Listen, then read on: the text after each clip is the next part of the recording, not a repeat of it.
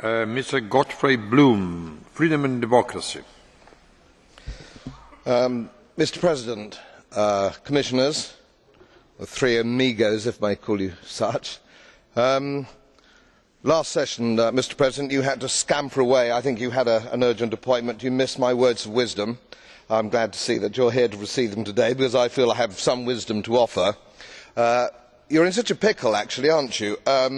One could almost feel sorry for you, but of course, you know, you bring some of this on yourselves. The common currency experiment, which is an experiment, which was doomed to failure, and I remember lecturing at Cambridge University back in the 90s, explaining why it was deeply flawed and couldn't work, and I gave it about 10 years, and I am afraid it looks like I was right.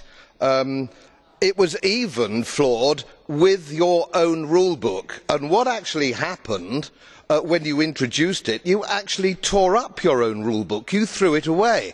You welcomed every fiscal dysfunctional economy into the eurozone, including Greece, which was going to hasten the demise of the eurozone, and it comes as no surprise. I am not a Johnny-come-lately to the demise of the euro. It was always written in the runes, as it were.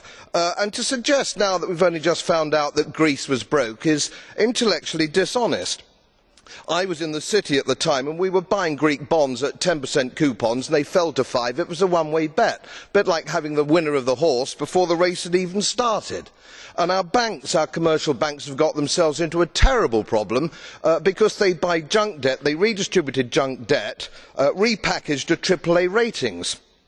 What are our central banks doing now? The very same thing. They are buying in the secondary market, they are buying junk bonds, repackaging it as AAA, and this is just how we got into this pickle to start with. If you want to get out of this mess, you want to get rid of the political establishment support for commercial banks and get rid of central banks, which are actually part of the problem, not the solution.